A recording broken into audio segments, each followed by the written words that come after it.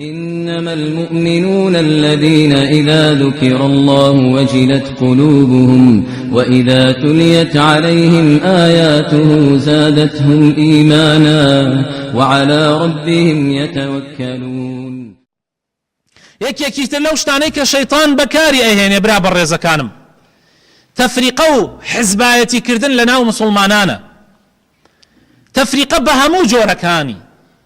شەیطان هەموو ڕێگایەک ئەگرێتە بەر، هەموو خوتوەیەک هەنگاوێک ئەگرێتە بەر، هەموو وەسیلەیەک شێوازێک ئەگرێتە بەر تاوەکو تەفریقە لە نێوانی مسلمانانە دروستکە.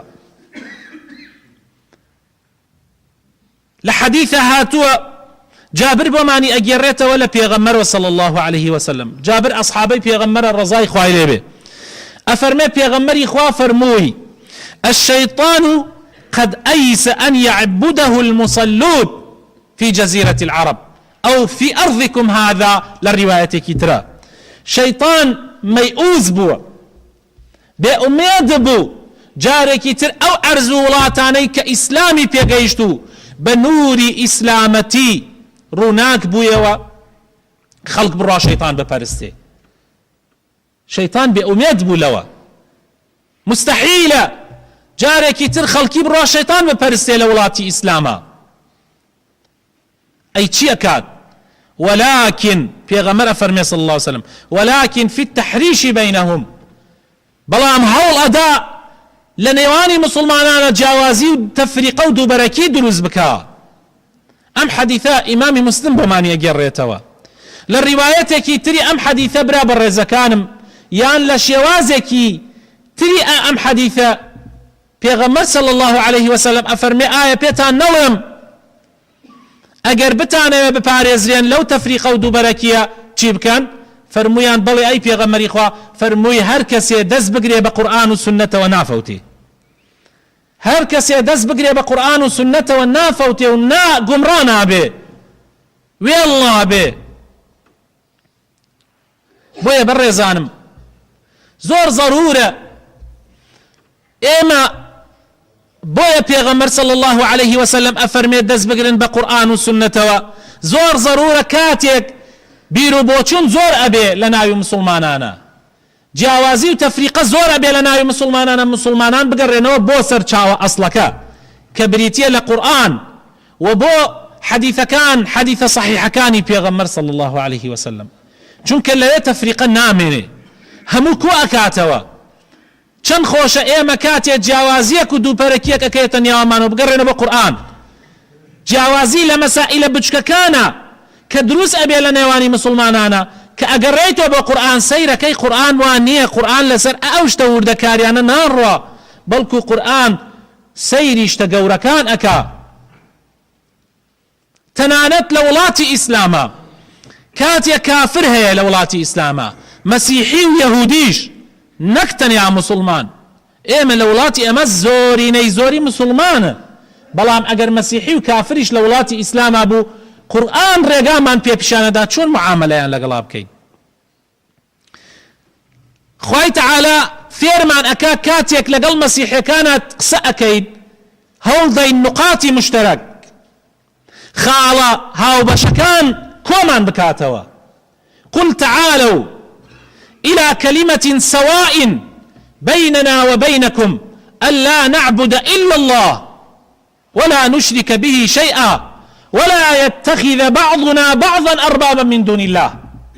سيرك القرآن شون فيرمانكا بو أوي تفريقا نميني إيما هولدين خالها وبشكان أويك هموما متفقين لسري كبريتيا لخواناسيو لتوحيد إخوة لخوا برستي لوياكو ببينوا يك بقرين إيما كيك خوا برستين إيما كيك قبل من هيا إيما كنيوش بو يك ذات أكين لا يك مزقوتاكو أبينوا بو تفريق بكين لسر مسائل لكي ورد لسر مسائل لك كشايستي تفريقانية خوا وافيرمانكا پیغمبر صلى الله عليه وسلم وافيرمانكا قد قرآن و سنت هاني مسلمان نادا سلام لبراي مسلماني نكا مرحبا براي مسلماني نكا لوتي لبكات لاو دژایەتی یەکتری بکەن ئەمە ئەو حیزبەکەیە و ئەمە ئەو حیزبەکەیە. ئیتر براکانم مەرج نییە ناوێ حیزبی لە خۆی نابێ. ئێمە یەکشت ئەمان خەڵەتێنێ کە وا ئەزانین فڵان کەس کە 100 نەفەری لە دەرخۆی کۆ کردوێتەوە و کارێکەکە کە لە حزب زۆر تۆخترە، ئێمە وا ئەزانین تەنیا ئەوانە حزبن کە ناوی حزبیان لە خۆیان ناوە 15 نەفەر لە دەوريان، بەڵام ئەوەی ترکە 100 نەفەر و 1000 نەفەری لە دەرخۆی کۆ کردوێتەوە هاریان ئەدا دژایەتی مسلمانان بکەن و تەفریقە لە ناو مسلمانانە دروستکەن، وازانین ئەوە حزبایەتی نییە. ئێمە زۆر غەڵەتین. حزبایەتی یعنی کۆکردنەوەی خەڵک لەسەر منهجێک جگە لە منهجی خوا و پێغەمبەر صلی الله عليه وسلم کە هەر خەڵکت کۆ کردەوە و کردتە دژی یەکتری و دژایەتی یەکتریت پێ کرد، هەدەف وەلاء و بەراء واتە دۆستایەتی و دژمنایەتی لە پێناوی حزبەکە و لە پێناوی سەرکردەی حزبەکەیا بوو کەوا بوو ئیتر ئەو حزبەیە کە خوا ذەمی کردووە. هەر کاتێک کەسێ لەگەڵ تابوو شێخ الئیسلام ئیبن تەیمیە لە مەجموعەی فەتاوا پرسیاری لێ ئەکەن دەربارەی ئەم مەسئلە. لەو کاتە ئەسڵەن ناوی حزب هەر نەبووە ئەو ئەیتێرێ ناوەکەی وەکەئەنەهو خوای تەعالا ئەی خاتە سەر زمانی بۆ ئەمڕۆ قسە بکا. ئەڵێ ئەو حزبایەتیەی کە خوا قەدەغەی کردووە کە خوا نەهی لێ کردووە ئەوەیە کە تۆ وەلاء و بەراءت لە پێناوی ئەوەیا بێ، یعنی هەر کەسێ لەگەڵ تۆیا بێ و لەگەڵ حزبەکەی تۆیا بێ خۆشت بوێ، پیاوێ باش بێ پیاوێ خراپ بێ تۆ خۆشت بوێ، هەر کەسێ لەگەڵ تۆیا و لەگەڵ سەرکردەی حزبەکەتا و لەگەڵ گروپەکەتا نەبێ و حزبەکەتا نەبێ تۆ قینت لێ بێ، ئیتر پیاوێ باش بێ یا پیاوێ خراو بێ. ئەو حزبایەتەیە کە خوای تەعالا نەهی لێ کردووە، ئەو حزبایەتەیە کە خوای تەعالا ئەفەرمێ كل حزب بما لديهم فرحون، ئەو حزبایەتەیە کە پێ ئەوترێ حزبی شەیطان. بەڵام هەر کاتێ مسلمانان لەسەر خێر و باشە کۆ ببنەوە، ناوی حزب بێ و ناوی حزب نەبێ، ناوی ئەهلی مزگەوت بێ و ناوی هەر شتێ بێ، مادام دۆستایەتی و خۆشەویستیان لەبەر خاتری خوایە، هەر کێ پیاوە باش بێ خۆشیان گەرەک بێ، ئیتر لەگەڵ یا بێ یا لەگەڵ یا نەبێ.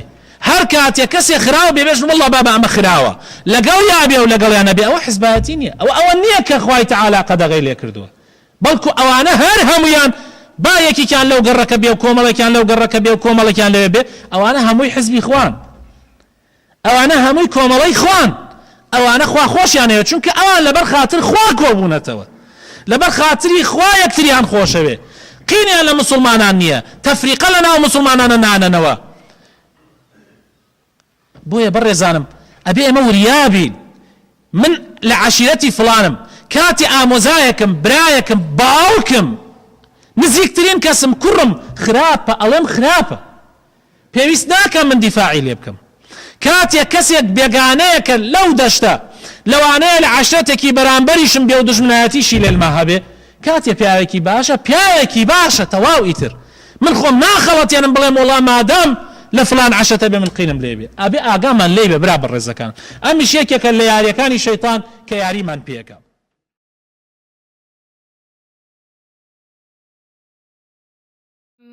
ألم تر كيف ضرب الله مثلا كلمة طيبة كشجرة طيبة أصلها ثابت